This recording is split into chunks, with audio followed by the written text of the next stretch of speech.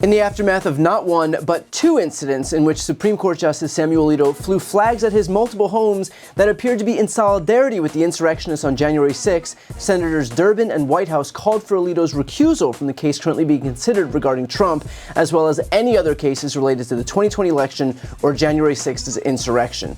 Alito has now responded to those calls for recusal in a letter to Durbin and Whitehouse. He wrote, quote, "This is in response to your letter of May 23rd to the Chief Justice requesting that he take steps to ensure that I recuse in Trump versus United States and any other cases related to the 2020 presidential election or the January 6th attack on the Capitol.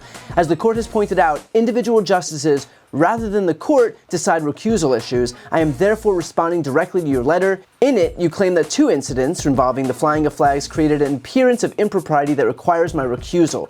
The applicable provision of our Code of Conduct states as follows. A justice is presumed impartial and has an obligation to sit unless disqualified. A justice should disqualify himself or herself in proceedings in which the justice's impartiality might reasonably be questioned. That is, where an unbiased and reasonable person who is aware of all relevant circumstances would doubt that the justice could fairly discharge his or her duties. The two incidences you cite do not meet the conditions for recusal set out, and I therefore have an obligation to sit under the disqualification provision."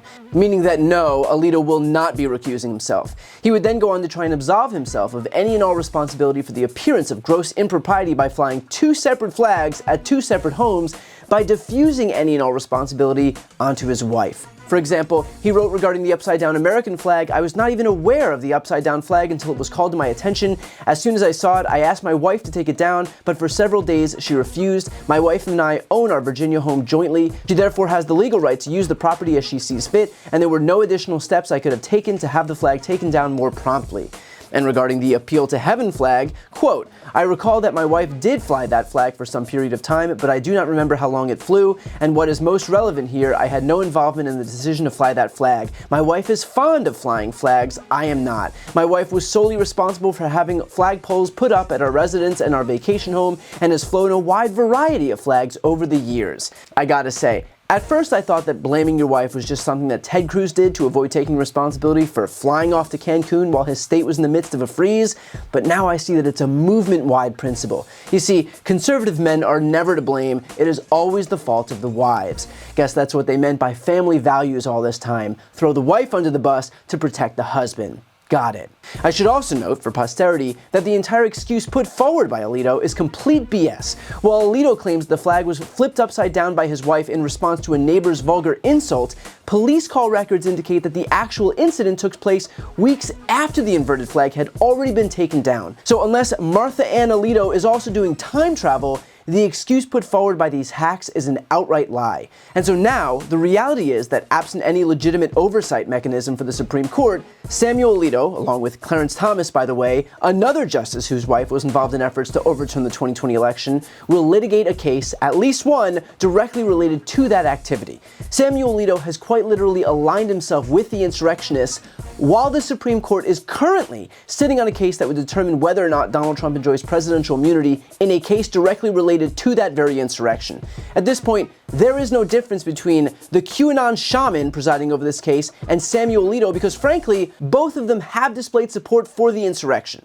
And that's a point that MSNBC's Chris Hayes made as well. Quote, "Here's the stark truth. Alito could show up to the next oral argument with a MAGA face tattoo and you wouldn't be able to impeach and remove him. He could make a $200,000 contribution to Trump's super PAC. In a literal sense right now, there's simply no tangible boundary other than social sanction, personal reputation, pressure from other justices, etc. But short of committing prosecutable crimes, and even that, who knows, he can do whatever he wants." Which raises the question, what should we be doing about it? Here's what AOC had to say on that point. What do you see as your role as a Democratic member of Congress in a Democratic House majority with respect to this court, specifically Alito and more broadly?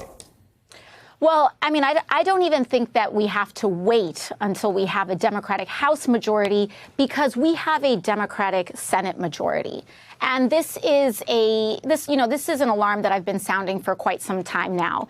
I think that what we are seeing here is an extraordinary breach of not just the trust and the stature of the Supreme Court, but we are seeing a fundamental challenge to our democracy.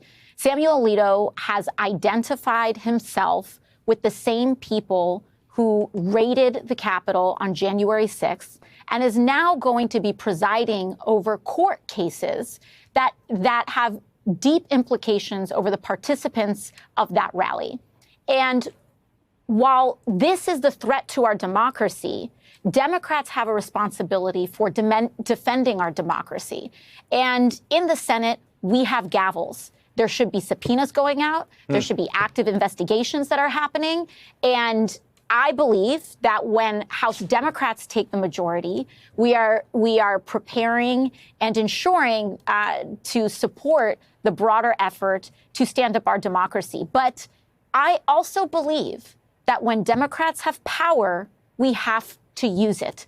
We cannot be in perpetual campaign mode. We need to be in governance mode. We need to be in accountability mode with every lever that we have. Because we cannot take a Senate majority for granted, a House majority for granted, or a White House for granted. Every single minute matters, and we have to use our power when we have it. And here's the honest truth. Will we be able to impeach and remove Clarence Thomas or Samuel Alito because of their actions as they relate to January 6th? Not right now. We don't have the numbers in the House, and with Joe Manchin and Kyrsten Sinema, we also don't have the numbers in the Senate. And so it would be a fool's errand to engage in the doomed effort that is an impeachment effort. But that's not to say that these people get to escape accountability. We have sat through a 15-month investigation based on quite literally nothing against Joe and Hunter Biden. And that was with zero evidence. But what it bought the Republicans was news cycles and attention and owning the narrative. We have Senate majorities right now. We should be doing our own investigations, only for something that actually has merit. We should highlight the wrongs that have been committed in the same way that the January 6th committee engaged in a fact-finding mission and uncovered information that not only was sure to help prosecutors, but more importantly, as far as I'm concerned, inform the public. Republicans, for their part, rely heavily on operating without scrutiny to get away with their behavior. The more people that know the extent to which the conservative justices on this court are compromised, the more pressure there will be to rectify what is so obviously wrong. And I have one last note that I think is worth bringing up, and I've made this point before, and I'll continue to make it again. Clarence Thomas is 75 years old. Samuel Alito is 74, John Roberts is 70, Sonia Sotomayor is 69. If Donald Trump wins in November, he is virtually guaranteed to appoint replacements for 2 of these justices, if not more. Meaning that on the ballot this November is the Supreme Court majority for virtually the rest of our lives. And look, I understand that for many people, Joe Biden may not be your first choice. I understand that a lot of people are unhappy with how he's dealt with Israel and Gaza. I understand that a lot of people are unhappy about the cost of groceries and housing. I understand that a lot of people are unhappy about his age. Everybody is 100% entitled to their qualms about how he's presided. That's your prerogative. But let's be clear here. The alternative, Donald Trump, would mean the court is untouchable for decades. And that'll have massive implication for abortion and contraception protections, for fair maps, for gerrymandering, for the Voting Rights Act, for Donald Trump's own prosecutions and this insane notion of presidential immunity, and for democracy as a whole. Joe Biden may not be perfect, but we are kidding ourselves if we are not recognizing what's at stake if Trump manages to win in November. The court will be the least of our problems, but it will be a massive problem and will plague us for the rest of our lives. So I understand that a lot of people want to use their vote to punish Joe Biden, but we're not just voting on what's happened in the past, we're voting on what kind of a country we want to live in the future. Before you go, I need some help. Please subscribe to the channel and do your part to help grow the progressive media ecosystem. I don't do sponsorships or paid ads, I won't ask for money, but just subscribing to this channel goes a really long way, and it helps get the message out to more people. The subscribe button is right here on the screen. You can also subscribe to my Spanish language channel, which I made to reach those crucial Spanish-speaking voters. That link is on the screen too. And finally, if you want to listen to my audio podcast, you can follow that link as well. Thanks so much for watching.